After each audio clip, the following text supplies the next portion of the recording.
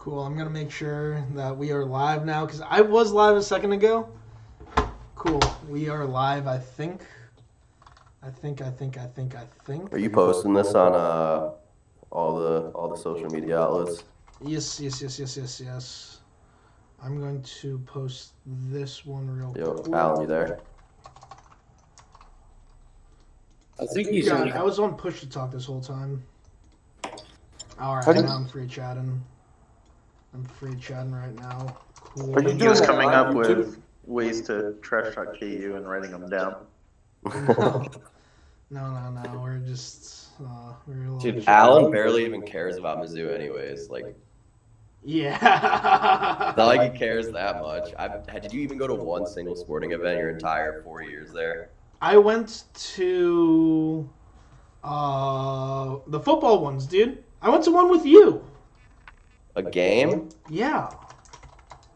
Damn, I must have not been in the States to remember that. Ever since they went to the SEC, no one cares.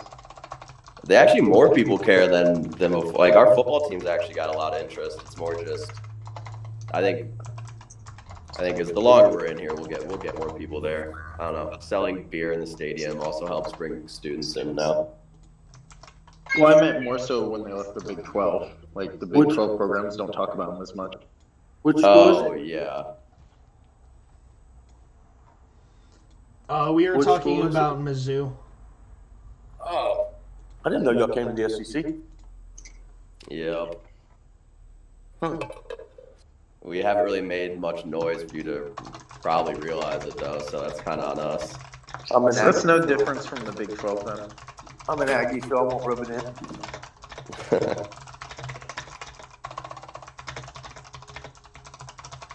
I think it matters more for football. Like, SEC football seems to be just bigger. I don't know if it's because it's more Southern teams and the South loves football. I'm not sure. Yeah.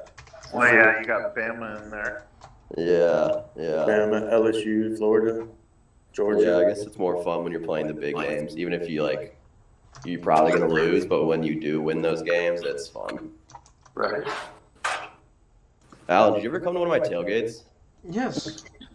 That's what it was. Okay. I do remember that. Yeah. Oh, yeah, I remember that. I don't think you remember that. I remember chuking after shotgunning a beer with y'all or something. Oh, yeah, you walked right over the trash can. No, I didn't go to a trash can. I went to the bush. Oh, yeah. And did I make you sign the tree? No. Dude, every time someone throws up at the tailgate, you have to sign the back of this sign that's hanging on a tree. Oh my god, that's actually kind of funny. Kind of, destigmatizes puking.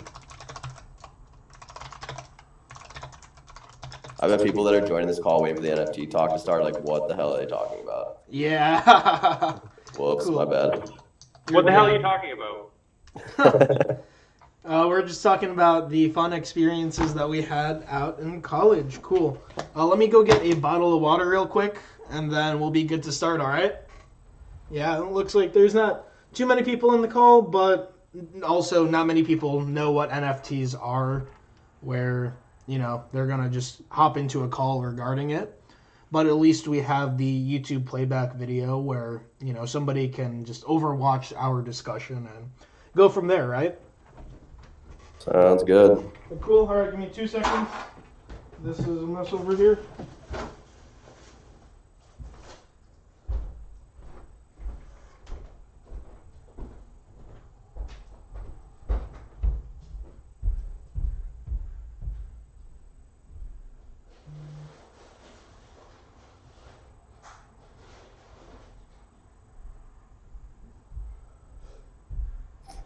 Are we switching to YouTube?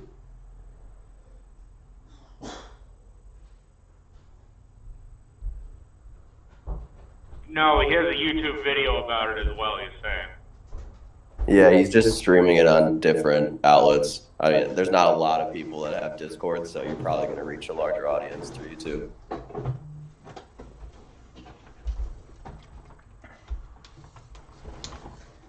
All right. How are you guys all doing on the call today? Better now Beautiful, than hearing Alan. you. hell yeah, cool. Glad that you guys are all doing great. So, Cole and I are here to talk about NFTs, non-fungible tokens. A lot of people have sent me messages about them, so I just thought that it would be easiest to kind of have like a live call and a quick BS about them. Cole is one of my good friends from university, and he actually is the one who kind of got me on the whole NFT train. I was like, it's not anything big. And then it kind of became big, so it's in everybody's news feed now. We just saw a piece sell at Sotheby's for what, $69 million, Cole? So Yeah, that's absurd, but congratulations to people. That's huge. So good for them, but a lot of people don't know what NFTs are, and a lot of people have, just been wondering. So that's the reason for us to have this call and to essentially just explain everything to them. So before we start, Cole, if you want to say anything to the people on the call, any disclaimers or anything, go for it. Yeah, for sure. Just to preface, I am by no means like an expert like in the space. I'm someone that's really interested in it. I believe in like the long term vision of NFTs. And I'm interested to explore it. So I'm by no means an expert, but I can answer questions, but might not have the answer to everything. But I'm happy to help out what I can. Cool. So Cole, what is your experience with NFTs so far? I think a lot of people are just viewing it as like digital art, and obviously there's so many other areas that NFTs go into. I think that there's a lot of people overvaluing certain projects right now just because they're the only projects available. And I think a lot of people, there's a lot of money to be made, but I think a lot of people are going to lose some money in the micro just because not having a full understanding of what's going on. A lot of the NFTs I'm interested in are just stuff that I find interesting. So like specific pieces of digital art, or NBA Top Shot's a really fun one, and I'm sure if you have heard of NFTs, you've probably heard of that. Just because there's a little bit more of an emotional attachment to it. I love sports, so I pay attention to it. But I think there's a lot of areas that NFTs can grow into, and I'm interested to see where it goes. But Are you currently invested in any NFTs? I have I have a few like NBA Top Shot stuff. There's an app called So Rare that's like football or soccer focused. Mostly sports stuff, but I pay attention to a lot of what's going on. I'm by no means a huge investor. I don't have millions of dollars to throw around into pieces of digital art or stuff like that. So I just invest in what I know and what I enjoy. And I would recommend most people kind of follow a similar path. So, I was muted. Cool. That's actually, a lot more experience than a majority of the people who are going to be, listening in and watching this video. So, cool. What got you interested in NFTs, bro? I think just I'm big into collectibles like by themselves. Like I own a bunch of cards. We talk about Pokemon stuff all the time, but like sports cards and stuff like that. So I really enjoy looking into alternative assets. And when NFTs started, I guess they're not really mainstream yet, but when they started becoming talked about more, I started looking into a lot more things. And I found like NBA Top Shot. I found other people doing digital art. I guess.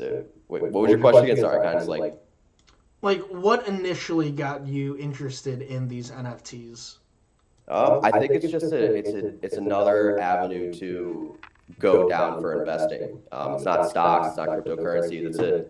It's a way to invest in just a different avenue, and I think that a lot of people are looking for that now, especially after we just had that whole thing happen with GameStop and AMC, and all those trading limits that happen, and people feeling like Wall Street's Wall Street screwed them. I think a lot of people are looking at alternative assets, and we've seen that with cards popping off and collectibles. So when NFTs started becoming popular, it just seemed like something that interested me, and it does, which is why I pay attention to it.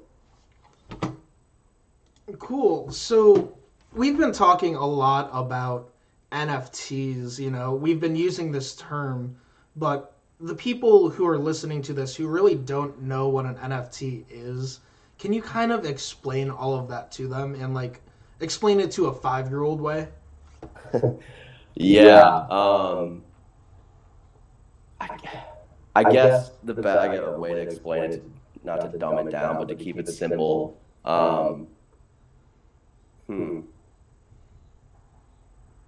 Help me out with this out. I'm trying to figure out how to best explain this. We've been doing it, we've been talking about it a little bit already, but I think you had a better way of doing it. But yeah, definitely. So the way that I look at a NFT, it is essentially like owning a collectible on the internet. You can look at a physical Pokemon card like what I have on stream right now, or you can have a card code, which is online, that represents that you own that card. It is essentially the same as doing that. You have then a online asset and collectible that you are then able to trade, sell, do whatever you want. You have the possession of that NFT, that collectible, that whatever you decide to purchase. And it's just a new form of investing instead of having tangible things like gold, collectibles, or just currencies. You're able to use these NFTs to really start to invest in the digital age. You're able to purchase things like music. You're able to purchase things like these card collectibles, different parts. Art. Yeah, art. Someone just paid $69 million for a piece of digital art. Exactly. That's absurd to anybody, regardless of the context. That is the reason why we're doing this today, is literally I saw that $69 million piece of art. I called Cole and I was like, oh my God,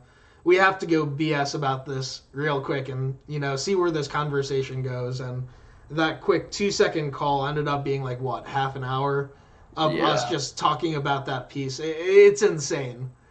But yeah, I think a lot of people are focusing on obviously the criticisms right off the bat are okay, why would you pay that much for a digital piece of art? There are real physical paintings from famous people that don't even sell for that much.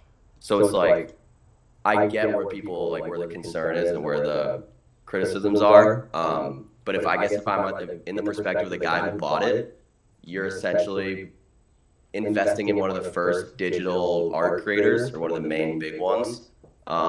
And when you look back 10 to 20 years from now, that piece is going to be probably the first well-known NFT painting or digital art piece in history. So I think a lot of the value there came from the story behind it and it kind of being one of the first.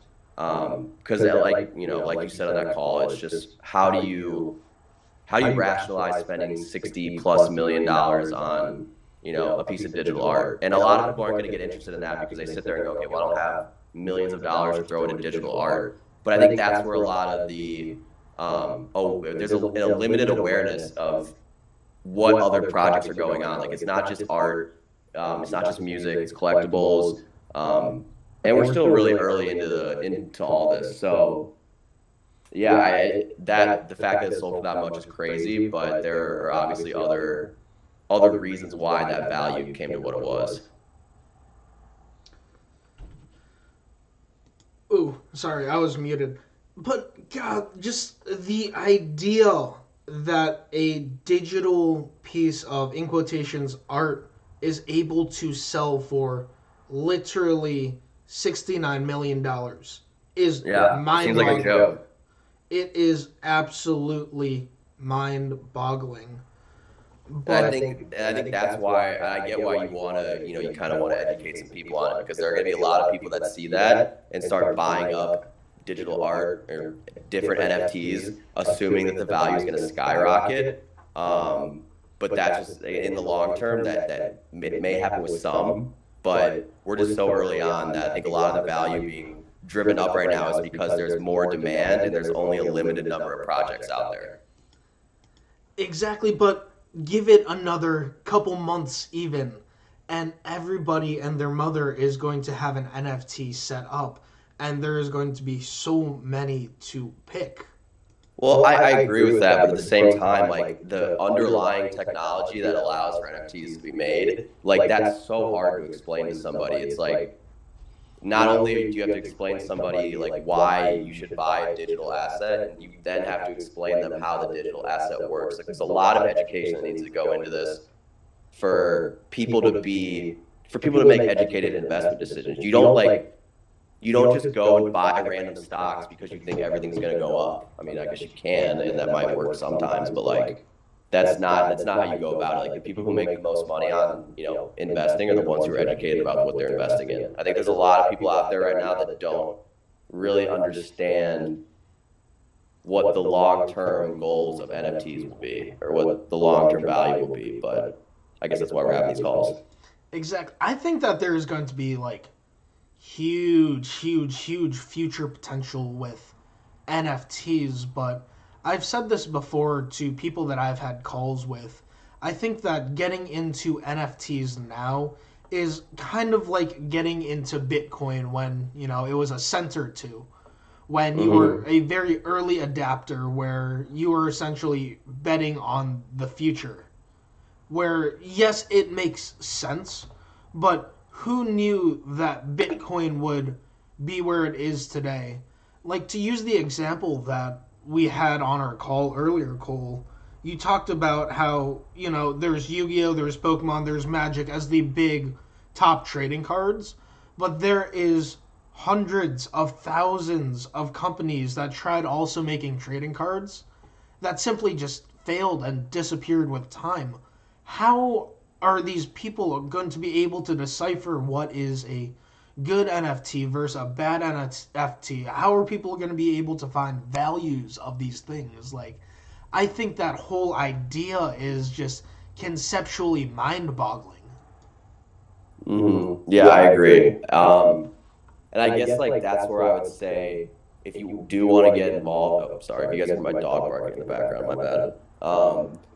If you do want to get involved in NFTs and you want to, you want to look into it, I would just invest in what you're interested in. Like if you like sports and you like, collectible cards, maybe NBA Top Shots where you should start your education. Like just explore it. The last thing I'd recommend is just buying up every NFT that you think is going to go up in value just because, you're seeing these like, for example, like these CryptoPunks and Crypto Kitties, like they're selling for hundreds of thousands of dollars, and it's like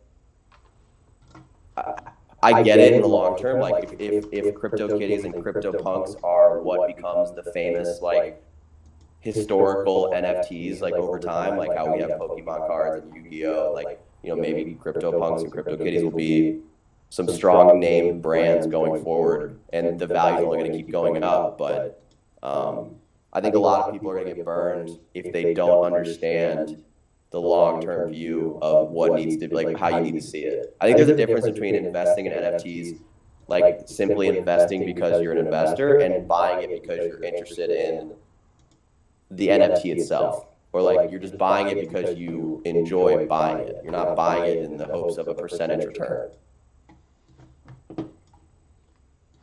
So do you think that people are looking at these NFTs incorrectly then?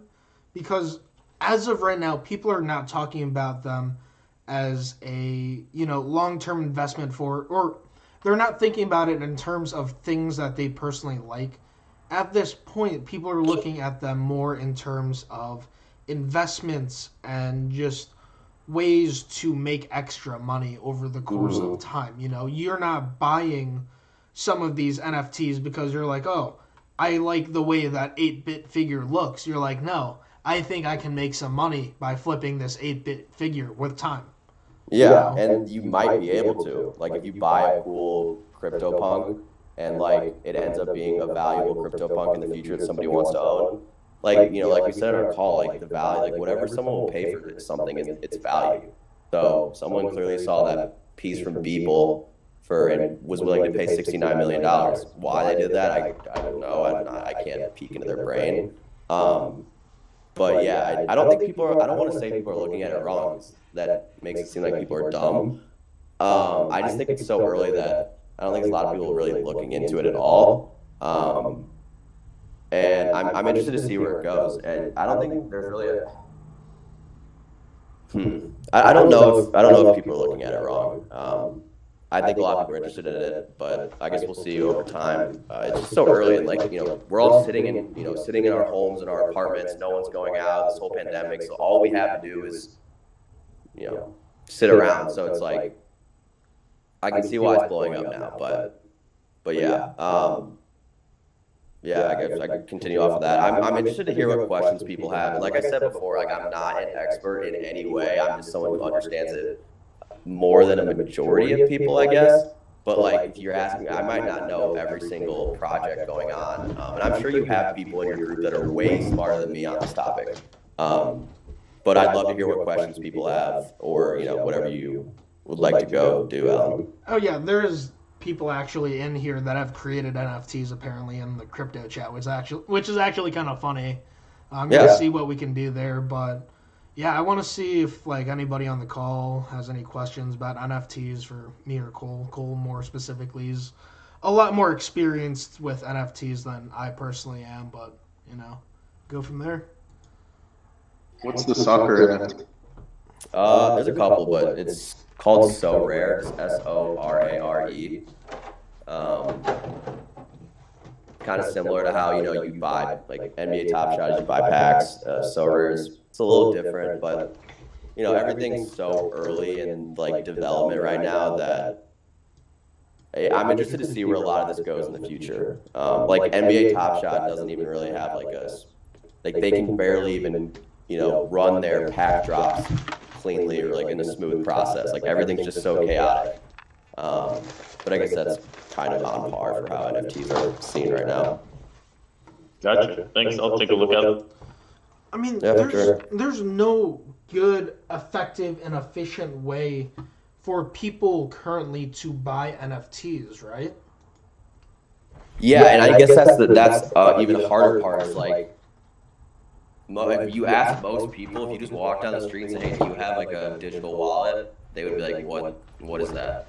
Like, most people wouldn't even know. So it's like I think one of the important things moving forward is the infrastructure built around NFTs and like built around, there needs to be secure marketplaces to trade, different things, which there are obviously, but I'm saying is like 10 years down the road, it's going to be a lot more sound structurally than it is now.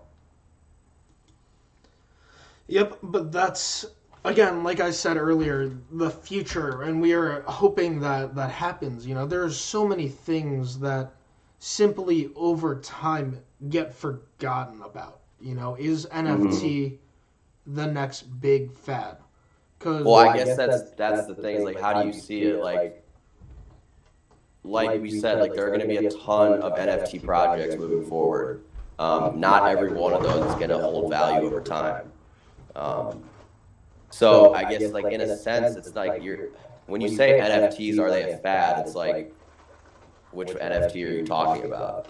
Like NBA Top Shot could literally not exist in a few years. Like I have no idea. So it's like I guess that's where a lot of the education needs to happen, or where people need to be looking. It's just making sure that you're not just throwing money into something you have no idea about, which I think a lot of people do anyways. But if you want to do that, go for it. But yeah, I just think it's important that people understand that like the way we're talking about NFTs now is going to change compared to 5 years, 10 years down the road. So speculating for the future, dude, what are you thinking is like going to be the next big NFT? Do you have any idea? I'm not really sure. Like it's, and I don't like to like I don't like to buy things based on what I think is gonna be the next big thing. Like, I mean, you should do that if you are trying to make a percentage return on your investment. But like, for example, like I'm buying NBA, like I use NBA Top Shot because it's just a cool new thing. Like it's just cool to be able to say like, oh whoa, I got this LeBron James dunk in a pack. It's more like, I guess I couldn't really pinpoint what the next one's going to be. There could be one out there right now that's going to blow up, and I'm sure there are people on this call or that are in your group that know those things, and I'm just not aware of them. It's hard to pinpoint it because like when you say NFTs, it's just such a broad term. So it's like it depends on which one you're talking about. I think that they're going to be like whoever's the best digital artist. You know, their pieces of art are gonna sell for more, and as they get more famous, their pieces are gonna become more valuable. So I guess just like we're still so early in the process that like you can spend the time just looking and like learning and paying attention to when you feel like you might know something, then you make your decisions. I guess I would make sure people know that like this isn't just gonna be a quick bubble that happens and then bursts and then oh you missed out. It's like we're just getting introduced to this. Mm-hmm. It's like a buy and hold concept, and it's funny because you brought this up, and a friend of mine literally asked me this like 2 minutes before I joined this call too. Yeah, that's the thing. Most people don't even know what it is. Like, you know, I'm sitting there like talking to my dad about like, Dad, you hear that a digital piece of art sold for $69 million, and he just like gasps. He can't rationalize why that would happen. So, well, I guess we'll see going forward, but yeah, there's a lot. Whatever path this takes, I'm interested to watch. Yeah. God. Sorry, go on there. Oh, I was just gonna say, it's almost like it's like what crypto was in its very like infant stage, and so this is something that's gonna take a lot of time to ramp up essentially. Yeah, true. And the thing with crypto is like a Bitcoin, like Alan said this earlier, a Bitcoin is a Bitcoin is a Bitcoin. But like there's an emotional attachment to like buying an NBA, Top Shot pack or like a moment. Like there's not one for the NHL yet that's big. I'm a huge hockey fan. I'm a huge St. Louis Blues fan. But like I will buy an NHL moment of a cool goal or a fight just because I want to own it. It's a cool piece of like NHL history. Like there's an emotional attachment there. It's not like you're buying Bitcoin because you have an emotional attachment to Bitcoin. You're literally buying it because you think it's going to go up in value over time. So and I can see its value over time. I think the big thing is a lot of people are very much into tangible things. So like you don't actually own it in a way like you can hold it, but I think it'll definitely gain traction. Well, I was talking to Alan about this earlier. I'm not sure how many people have seen like Ready Player One.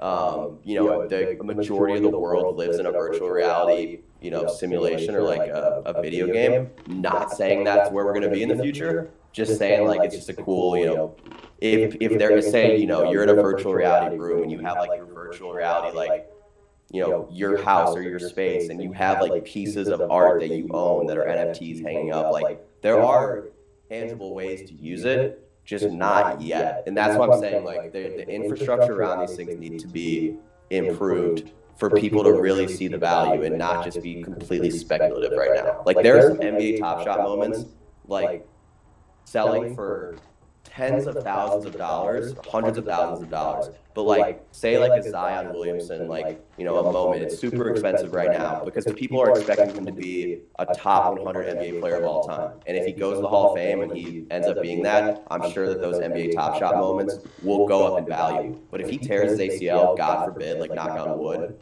like if something bad happens to him and he ends up not being that great of a player overall, like the people who spent tens of thousands of dollars on the Zion Williamson dunk just lost so much money because now there's not really much value there anymore. Gotcha. That's pretty crazy. So cool. When you buy like things like Top Shot, do you own that exact moment, or do you own a video of that moment?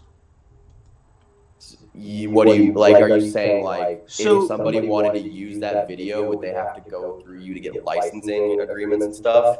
I'm not thinking about that far, but I'm thinking like, hey, at this moment, this one guy slam dunked and broke the backboard. I want to have, that is the exact moment that I own. And, do I now own that moment? Or do I just own the, in quotations, online moment? Yeah, and I guess it's like a way to kind of think about it is like, how like like for sports cards, like there's limited edition cards that are like 1 of 1,000. So like for Top Shot moments, like some are 1 of 100, some are 1 of 10,000. Like you're not the only one that owns that single moment. It's just like it's literally like a digital trading card. Like it's like I don't know if anybody else saw this, but there's a company now that makes like somebody has an NBA Top Shot video, and what they did is they somebody said like there's a problem of like not being able to physically or tangibly showcase your purchase or like the NFT that you own. So like there's a company out there that's now making like these like digital frames that like replay your NBA Top Shot moment, and like you can like sit it next to your PSA 10 Charizard card. Obviously, that's just like a downloaded video. It's not the actual NFT because that, like you said, the NFT is a unique code identifier. It's just like a cool way to showcase it. Yeah, I don't know. I'm not sure if that really answered what the question was, but like it's a super interesting space.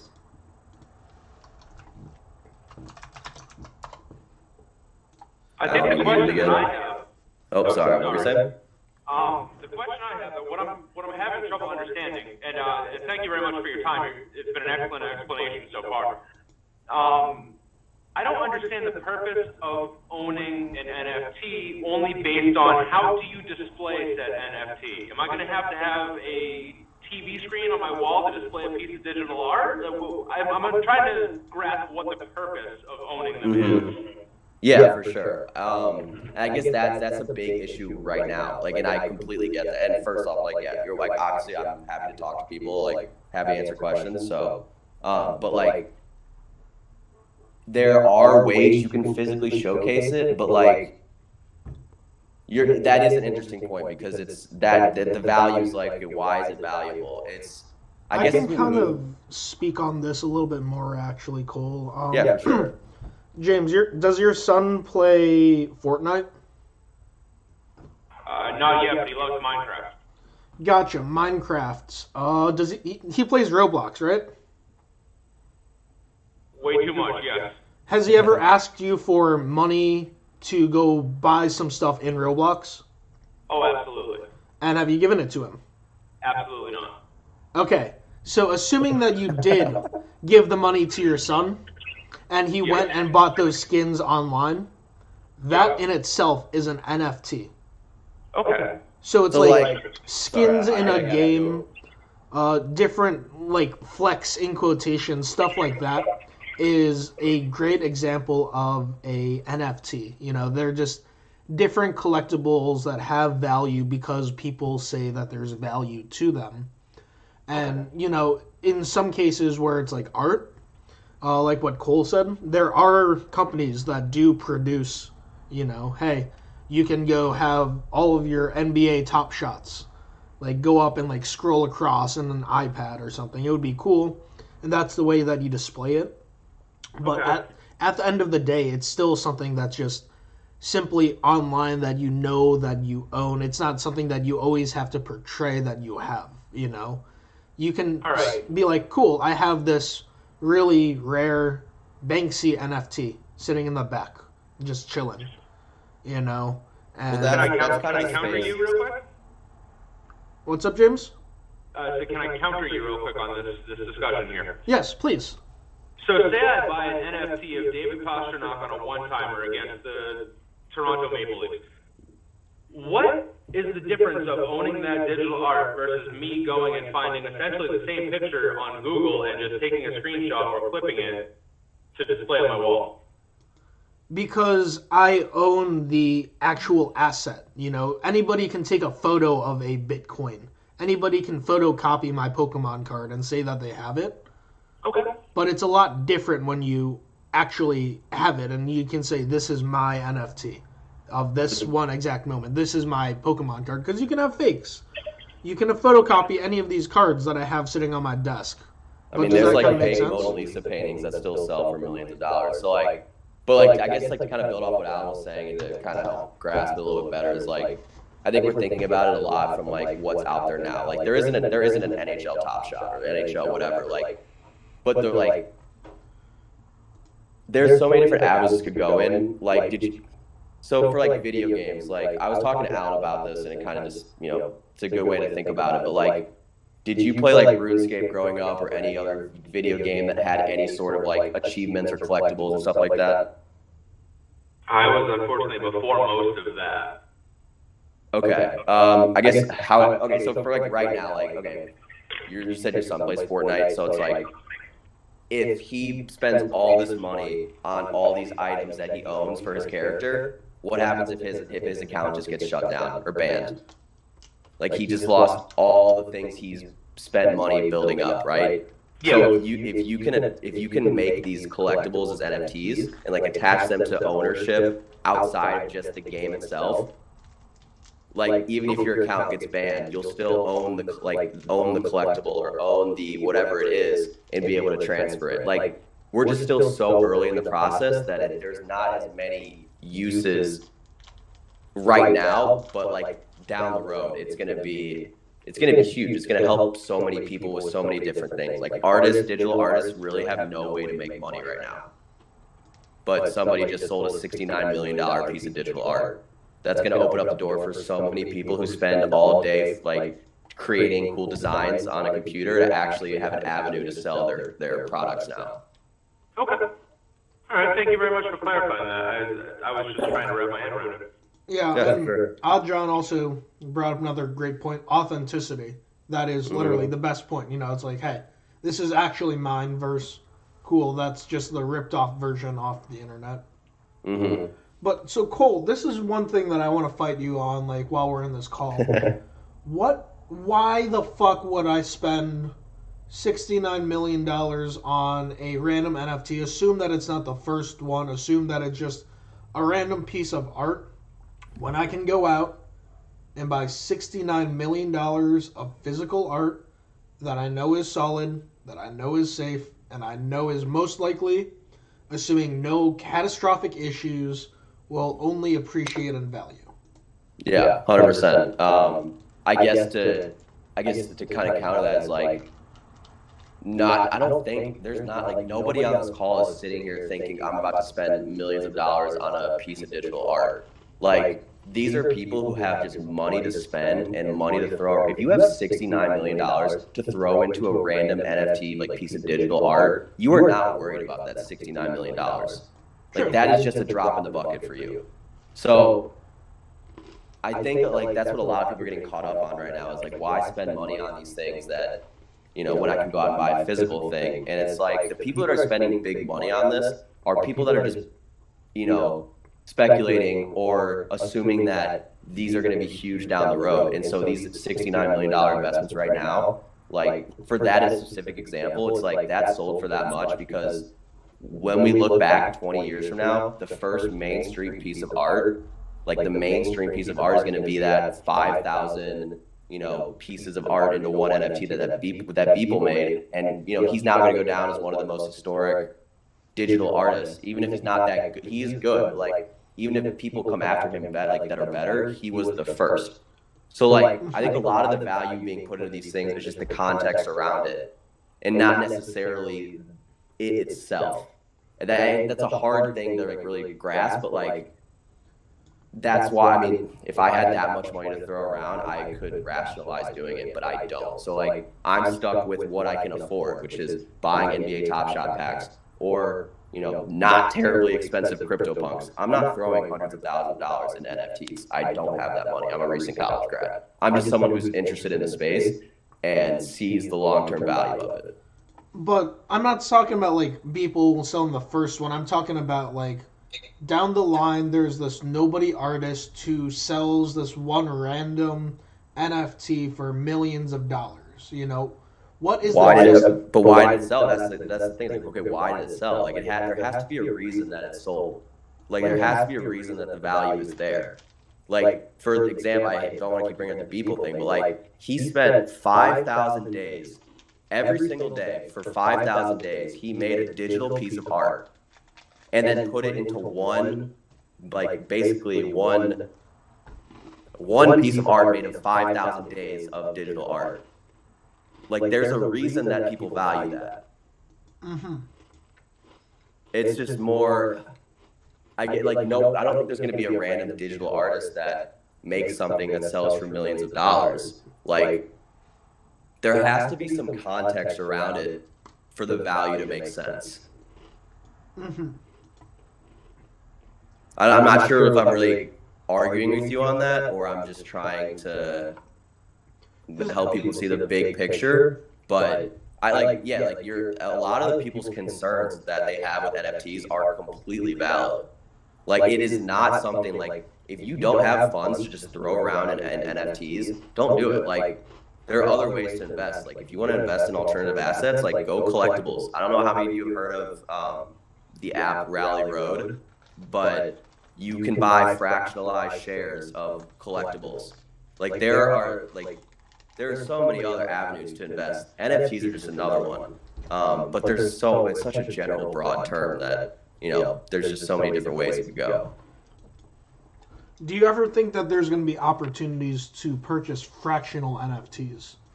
Yeah, for sure. The same companies that are selling fractional shares of like collectibles right now, they just need to start doing that with NFTs. I do think that's a possibility, and it probably will happen very soon. Like, to touch a little bit more, like I'm really interested in this, in Rally Road, this app. I don't know how many people have heard of it. It's pretty new in terms of when it was created or founded. But like, essentially what this company has done is decentralize collectibles to make it so that you can own 1% of a Charizard card that you've always wanted your whole life, and not have to actually hold the card that's worth $500,000 in your physical possession, in like with the possibility that something happens to it. I know we're kind of getting a little bit off topic there, but I just wanted to kind of mention that. But, so the only thing you get to own is a warm, fuzzy feeling, right? Are you talking about in terms of like the fractionalized collectibles? Yes, in a sense. I guess it's almost just a way to like get involved in investing in collectibles without needing $500,000 to buy a Charizard card. So if somebody just wants to be associated with a certain collectible, they can buy a fractional share of it that's basically... Yep, exactly. Like, there was, on that Rally Road... Do you see a future for that? 100%, yeah. Like, 250%. Do you think that like 16-year-old kids, like 20-year-old people are like, they don't have the money to go out and buy like for example, I love hockey. I would love to own the Gretzky rookie card. That's worth like $1 million, but I don't have the funds to do that. But I can buy in as on a fractionalized in shares, and if that card goes up in value, I'm still it's a good investment. And with collectibles, it's like, collectibles, it's not volatile like stocks. Like, they're not going up in value one day and then falling the next day. Like, there's a scarce amount of, I'm going to keep using an example, like the Gretzky cards, or I guess Charizard, because more people know about Pokemon. But like, there's a certain amount of Charizards in existence. And every time that a collector buys one to hold on for the rest of their life, that's one less available to everybody else. I mean, I understand what you're saying. I'm just trying to figure out the psychology behind somebody wanting to just be a part of something just for the sake of being a part of Yeah, so, Steph, I think Cole is thinking about it more from a collector perspective, while you're trying to think about it from more of a outside investment perspective, right? So if you see an opportunity and you think that something is going to go up, it's kind of like buying stocks. Gotcha. But you don't have an emotional attachment to stocks. Like, you're not buying stocks because you love Apple. I mean, you might, but like, I get what you're saying. Oh, my bad. What were you saying? Yeah. I said I get what you're saying. I came in on the call a little late, but... Oh, you're good. No, you're good. It's like, it's exactly that stuff. You're like, oh, Alan's talking about all about these Pokemon cards and how they're going to go up in value. I don't want to go drop, $350,000 to go invest in the number one card. But here's what I'll do. I want to go spend $5,000, so I'll go buy 5,000 in shares of that $350,000 asset. And then when that asset goes up 100%, then you make 5,000 on that total investment. Only if there's a market. Assuming that there's a market for it, yes. Assuming that there's a market and then it also goes up, there's no catastrophic issue where the price of these things go down. Right. But that's the difference between there's only a limited number of certain collectibles in existence. It's the same way with anything else. You have to know what you're investing in. There's on that app, for example, they have cars, old cars that you can buy fractional shares of. Those don't go up in value as much. But if you buy rookie cards or Pokemon cards, for owning those, the ones that are it's the same thing with all investments. You just have to be educated on what you're investing in and kind of have an idea of what the long-term future looks like. But for example, it's just a cool thing. I know we are completely off topic from NFTs now. We're talking about alternative assets and collectibles, but on that Rally Road app, they recently IPO'd or listed for people to buy shares of a piece of the hardwood floor from Kobe Bryant's last basketball game when he dropped 60-plus points the last time he ever stepped foot in a game that he played in on an NBA court. He signed the number 8 on the hardwood floor, and he signed the 24 on the other side. And right now, the Lakers facility in LA, they have the number 24 piece of the hardwood floor hanging in their building. The other one, the number 8, is owned by this rally company.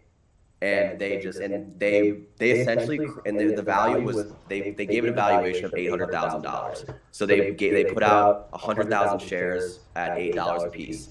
They crowdfunded from 3,000 different investors. They crowdfunded $800,000 in less than an hour and a half. Wow. And if you think about why would you buy that? I love Kobe, but think about it. The only other piece of that history is hanging up in the Lakers facility. If it's valued at $800,000 right now, what do you think some crazy rich Lakers fan would pay for the piece of the hardwood floor that Kobe Bryant signed? I get what you're saying, and I'm not trying to piss in your Cheerios, but we were We were talking about something. We were talking about something like this similar the other night, where I have access to all the original Elvis LPs, still sealed and all that. Mm-hmm. Well, a few more years ago, they were worth a lot more than what they are now because of the spectrum of collectors they didn't even know who the fuck is. Mm-hmm. You know what I mean? So yeah, even though it's worth a lot, it's going down in value because there's less and less of a buyer's market for it, or an interested party's market. When you're talking about Colby and stuff, you're talking about recent history, and of course you're going to get a lot of people to jump in on that. But in 20 years, people are going to be, who the fuck was Colby? Yep, and that's just part of investments and time with markets, As you know, Steph, timing is everything. If you had a whole bunch of Beanie Babies a while ago, they would be worthless. Yeah, they would be worthless. And then you had a bunch of Beanie Babies when the price was sky high, then you'd have a bunch of money. But then once the fad of Beanie Babies was over, then again, you have nothing. You have just a bunch of stuffed animals, Yeah, it sounds like my portfolio. Yeah, I guess to kind of add on that is Now, just to interrupt because I just got on, are we talking about this basically for collectibles and the investment aspect? Or the company that is in charge of all this as being an investment opportunity? We started this talking about NFTs, non-fungible tokens, and then now at this point, because we've been on this call for maybe half hour, hour-ish, that we're just at the point of we've finished the NFT discussion. We're kind of just BSing about collectibles and the investment side of it. I guess the reason it got brought up is because we were talking about NFTs and people the question is what's the value in it? And it's kind of similar okay, what's the value? Why does someone find an Elvis record valuable? Why do you find that valuable? You have a personal reason for that being valuable.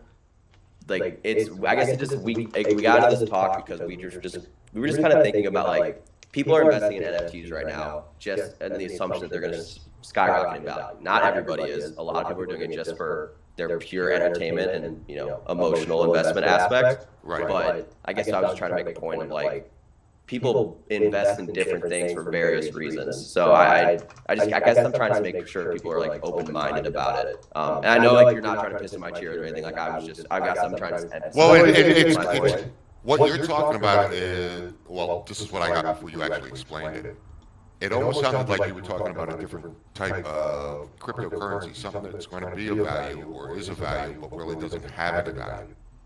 Yeah, and in the sense that like cryptocurrency is like we said this before, but like a Bitcoin is a Bitcoin is a Bitcoin. Like you invest in a Bitcoin because you think it's going to go up in time over value. With an NFT, like that piece of art that just sold, you're investing in that with more than just it might go up in value over time. You're investing in it because there's a historical aspect, there's context around it that makes it valuable, and there's an emotional aspect to it.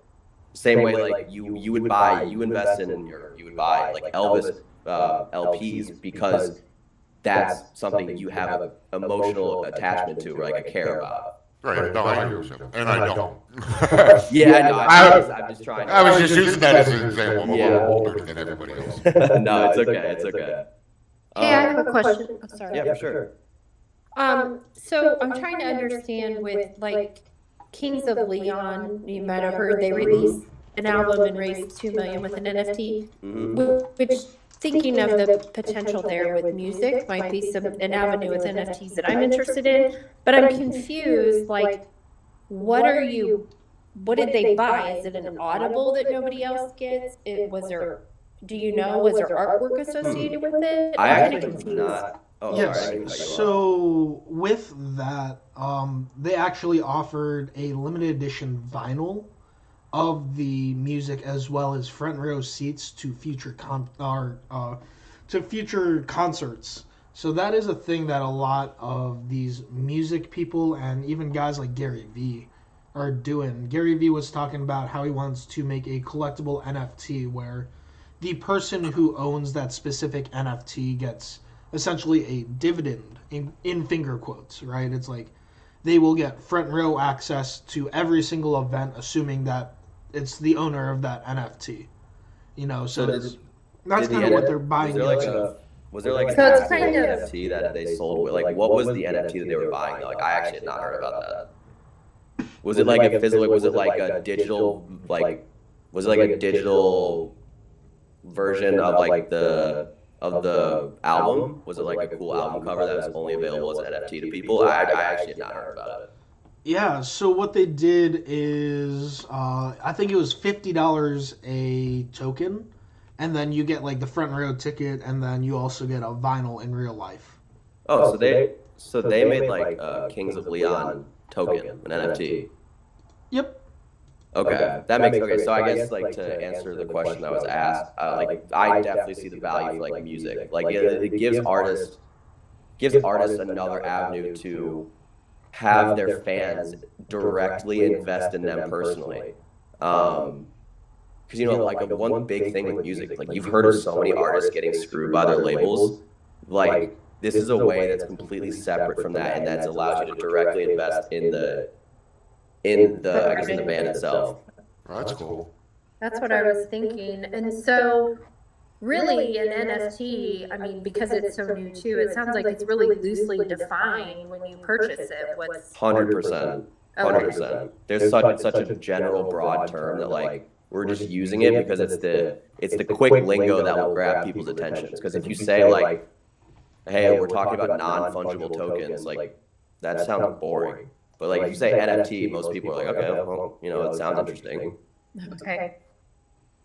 But yeah, it is a broad term. That's a good point. God, I'm looking at some of these top shots, bro.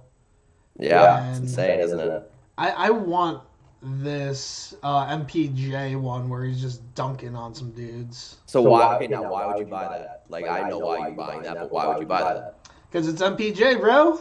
And he went to Mizzou where we went to school. Like there's an emotional attachment there. Exactly. That's what we were talking about on this call. And that's where I see the most value with these NFTs is the fact that these are collectible and they play that emotional, they just play those emotional strings. You want to want that. Because for a majority of these, I don't give a shit. You Yeah, know? exactly. But then I'm like, oh, hey, that's MPJ. I know that guy. How much is that MPJ one going for right now? I can buy one for like 500, or I can buy the one that I want for $12,000.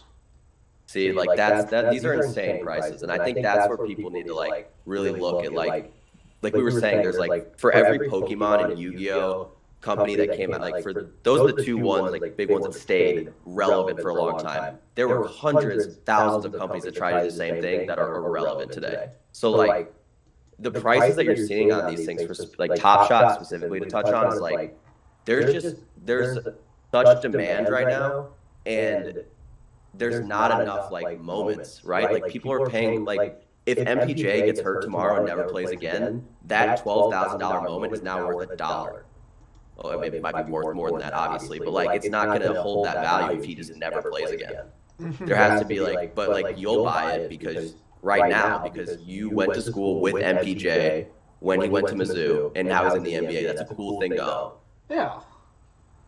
God. So are we looking at this at I'm going to hate to say this, but I'm looking at this at two different aspects. I'm looking at it at the adult situation, where you can basically use this type of knowledge to get, here's another bad word, children in to invest in these stupid things. Yeah. Yes and no. How? I mean, don't get me wrong, Alan, I love you. I don't give a shit if you have a Charizard or MJP. I don't even know who the fuck that is. Mm-hmm. But yes, I see this as another way to, get money from not essentially children, but it's another cash grab by these people, but it's done in a way where we as the individuals still can invest and can still prosper. Okay.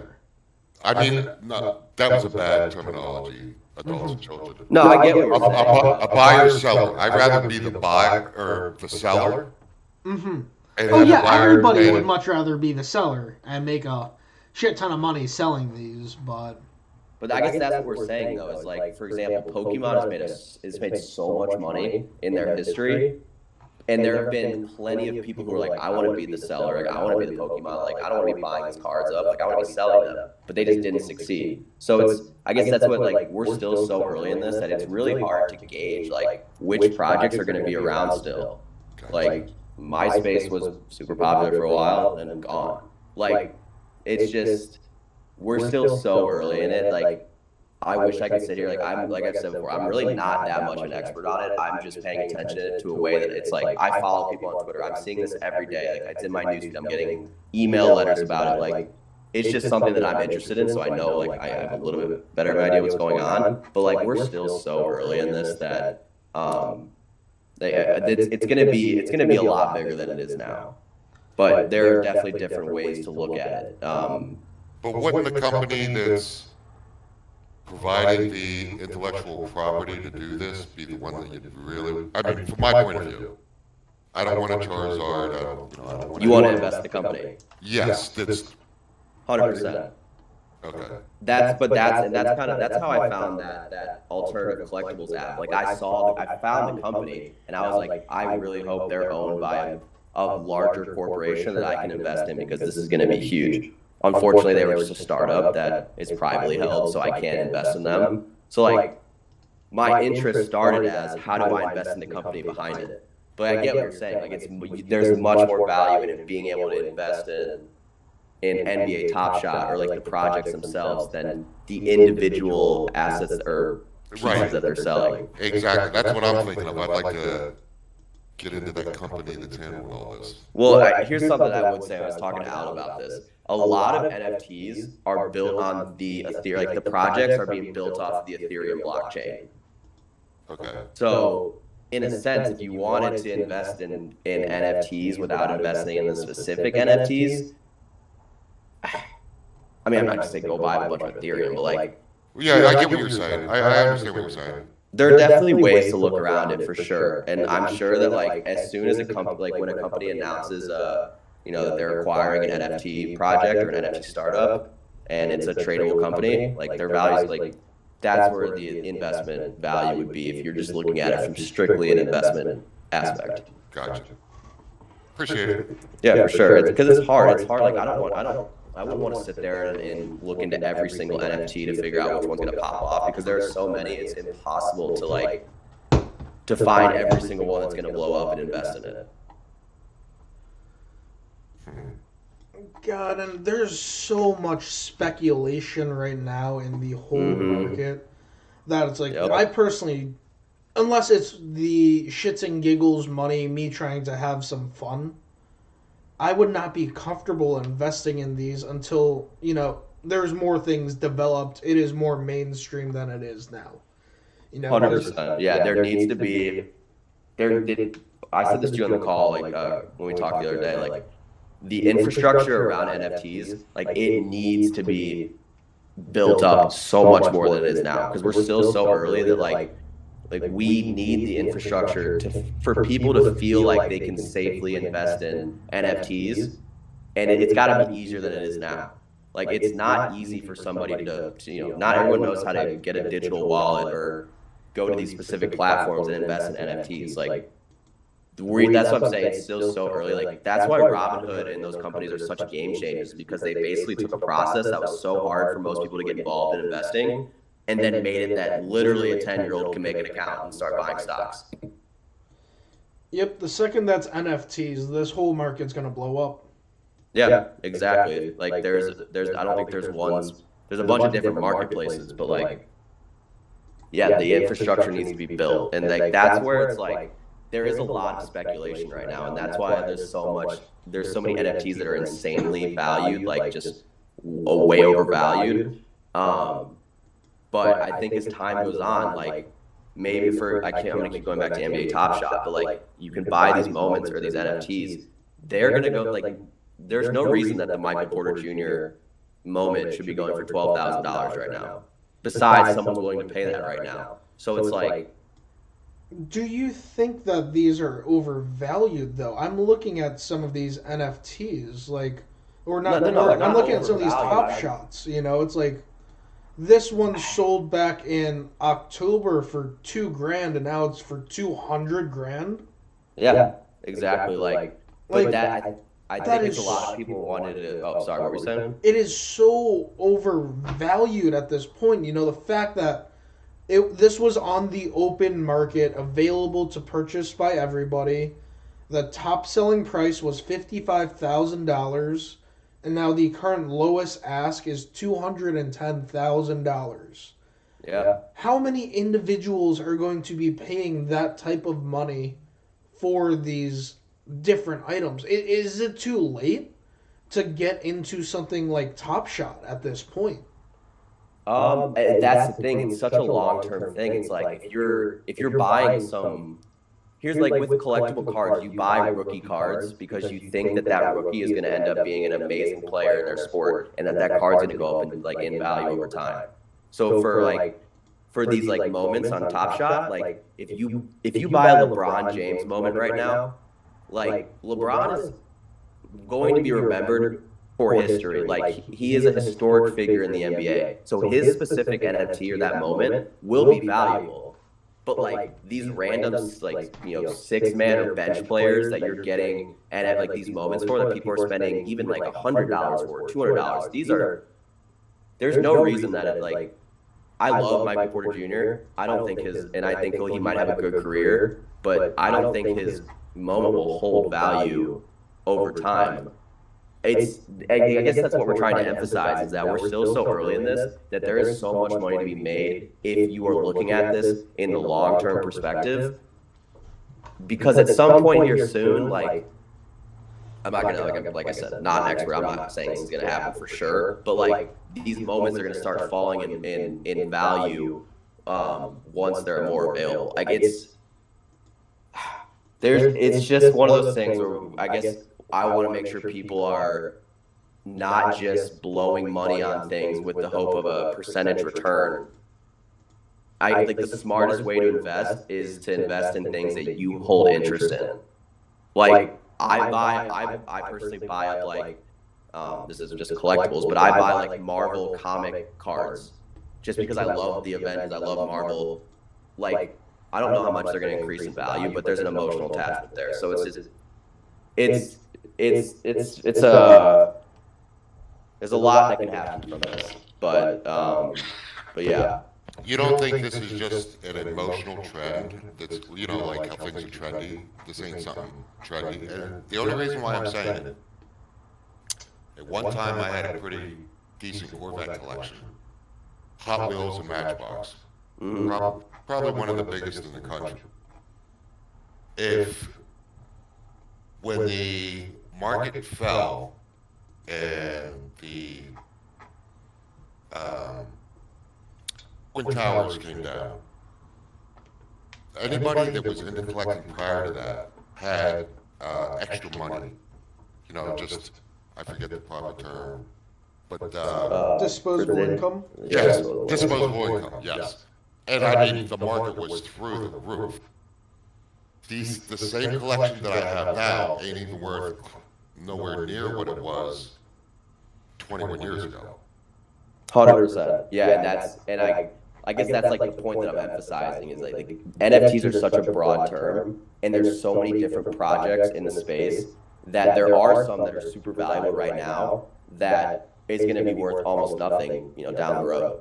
Like, you know, people are getting $1,400 stimulus checks right now, are able to just spend it on whatever. Like, I'm sure that's happened. That's a part of the reason why collectibles are popping off right now and NFTs are popping off. People just have more disposable income. People are sitting at home doing nothing. Right. So yes, like I don't think it's a fad though. I think that there are some NFT projects specifically that are going to be fads. But like in the general sense of it, like NFTs are here to stay. It just depends on which projects are here to stay. It's the same example with the Pokemon. Like if you bought up a bunch of Charizard cards when you were 10 and just held on to them, like when you were a kid, or just, you know, held on to them through time, like those are $400,000 cards right now. But you know, it just depends on what the specific NFT project is. So I guess I hate using that example because it's not specifically an NFT. So it's like I'm using a collectible example to help emphasize the point on NFTs. But I think it's but it's really the same thing. Like W.C. Field said, there's a sucker born every minute. Now, what I've heard, the biggest mistake I've heard both you and Alan say was you're tying in an emotional commitment into your investment. Like Alan said, I'd like an MJP for $500 or whatever it was. Yeah, I guess you're not buying if your emotions are what's drawing you to buy that, to purchase it. That's my point. Like with all the Hot Wheels cars I bought, it was my emotions that, you know, yeah, you weren't just buying Hot Wheels cars because you were interested in the Hot Wheels cars or in that market itself. Like you didn't just buy it because you heard it was a money making opportunity. Correct. Yeah.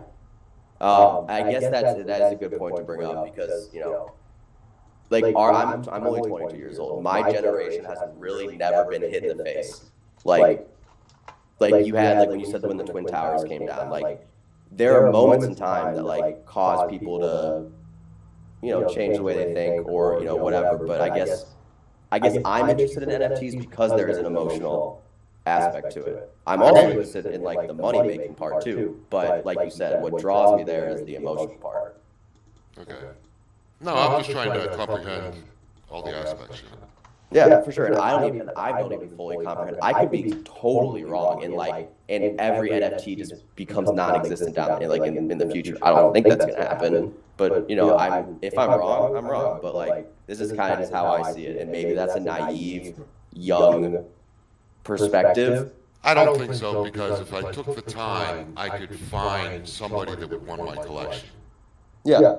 For what I want to sell it for, you know what I mean? Mm-hmm. There's got to be somebody out there with a similar interest. That's why I asked. Yep, 100%. And so I guess that's the thing that to understand too is like there are so many different NFT projects. Like the Kings of Leon one that was mentioned earlier. Like if you like that band, like there's a reason you would buy it, and it helps support the band. Like NFTs are such a I can see that.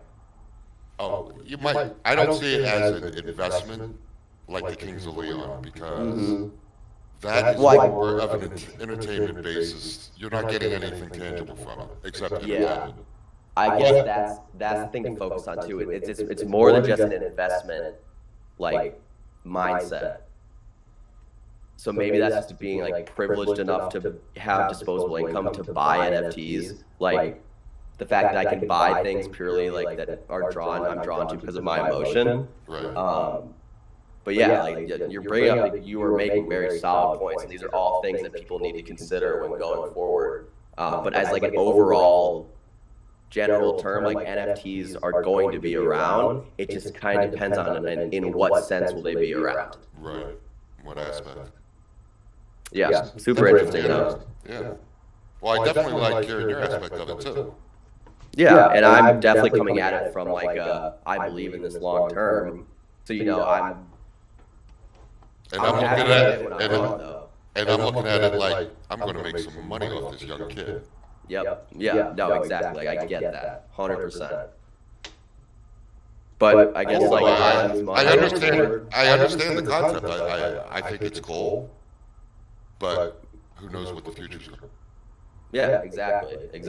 I just think I think it's cool though. It's like it's more than just an investment opportunity too. It's like you're allowing artists to make money on their digital creations now, or you're allowing, Sure. And you're getting something instead of just like, for argument's sake, sending them a $500 check to say thanks for the great show. You're getting something back as a investor in their entertainment, to where they're compensating you with, front row seat or backstage passes, or Yep. So there is some type of reward for your investment that you're giving up besides just,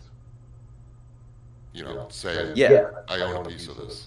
And what you're investing in, and like what you're buying is the NFT, but like that's what I'm saying is like an NFT could be a Top Shot moment. It could be a token for a band that gives you different kind of access. Like it's such a broad term that like I almost don't like how broad of a term it is, because people are look at it in different ways. But Yeah, it could be just about anything. I mean, yeah. That's pretty cool, though. Yeah, it's interesting. Like, some people you can buy an NFT for the investment aspect, or you can buy it for, entertainment. Like, Yeah, the self-interest. yeah, the self-interest. So, I guess that's the thing is like, I guess people should understand it's not just the investment part too. So,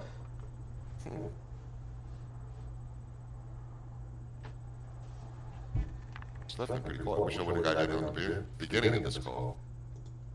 yeah, I think we've gotten a lot. I think the longer the call's gone on, like we've gotten more like, I think we've said some things over and over again, but I think every once in a while, you bring up good points that haven't been raised before. So like, it's good to hear all aspects, all viewpoints of it. Thanks. Yeah, for sure. I think that this is actually like really cool and kind of fun. Just at this point now, we're kind of just casual BS chit chatting. Yeah, for sure. If anybody has like any questions or anything they're just curious about, like, no judgment. Like, we're happy to answer anything.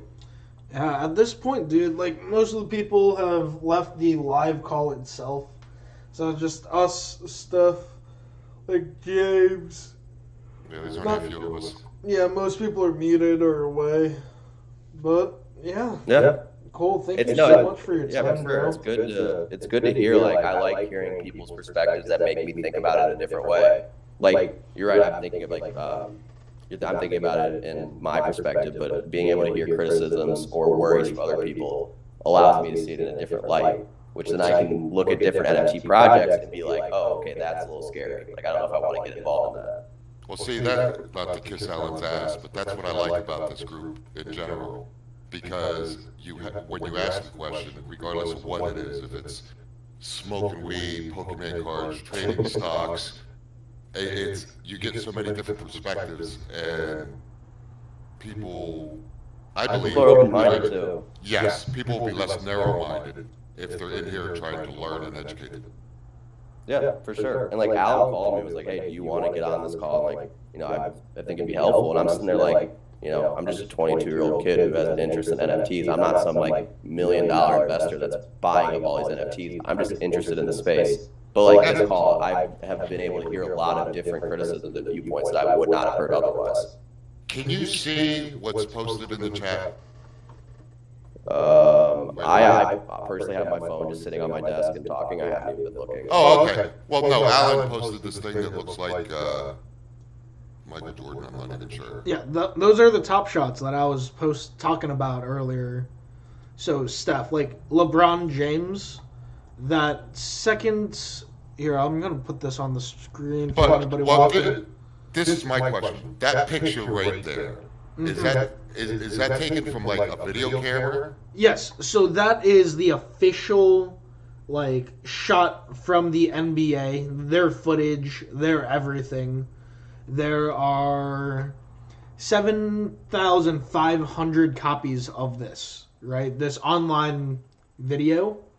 The lowest price that you can buy one for right now is $12.58, and the highest price that's sold for is $18,500.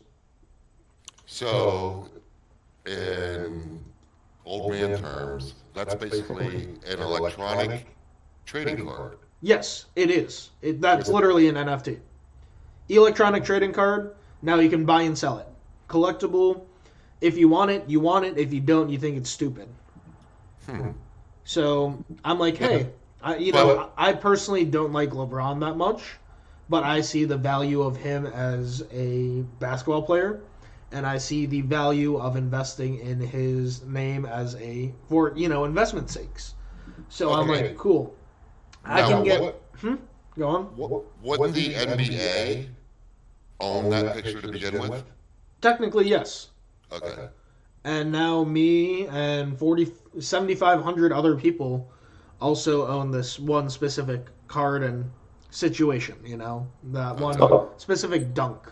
It's almost like they took like a physical card, in the sense like collecting cards, and allowed you to buy collectible moments, like not just like a moment in time, but like a physical, like a dunk or an important play, like. You mean that actually plays? Yeah, like you'll see the scene, the little scene. Yeah. If you click on it, you might be able to like watch it, but like, look it up. Like it's really cool. Like each moment's different. It's not just a picture. It's actually like a moment from a game. A snippet of time. Yeah, no, I got you. That's cool. Like Steph, if you click on that LeBron link that I posted, it is literally him just dunking.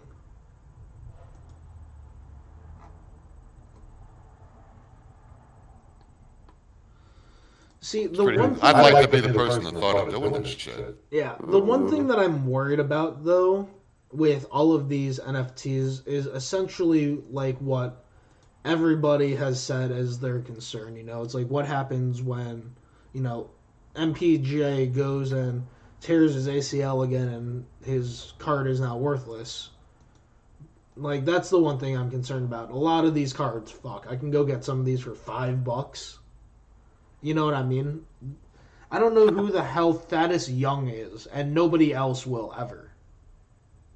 Yeah, there's been no reason that his card or his moment's going for $12,000. Yeah, it's $5. But then, you go to somebody like Zion, and you're just like, oh, that is a insane block. I see why that, $22,000 for that. There's only 299 in the world. That's a fucking sick block. You know what I mean? Yeah. Like, if I was a diehard Zion fan and I had the opportunity to buy this very rare specific instance, I would be like, hell yeah, let's do it. Yeah, it's like a digital collectible card. There's only a certain amount of them in existence. But that's the thing, though, is an NBA Top Shot. Like, if the NBA one day says, you know what, like, we don't want you guys, you don't get our licensing agreement anymore, we're not going to allow you to make these moments, then you've essentially, now the market's just going to crash because NBA Top Shot's going to cease to exist. Yep. Okay, you answered the question for me, Cole. I keep thinking more about the music one because, like, I'm thinking, like, what Kings of Leon did. If somebody for example, one of my daughters is in a One Direction fandom. It's like ridiculously popular. if any of those guys from One Direction, Harry Styles, did something like that, I could buy it and immediately turn right around and sell it Yep. and profit. Yep. Because they're hot right now.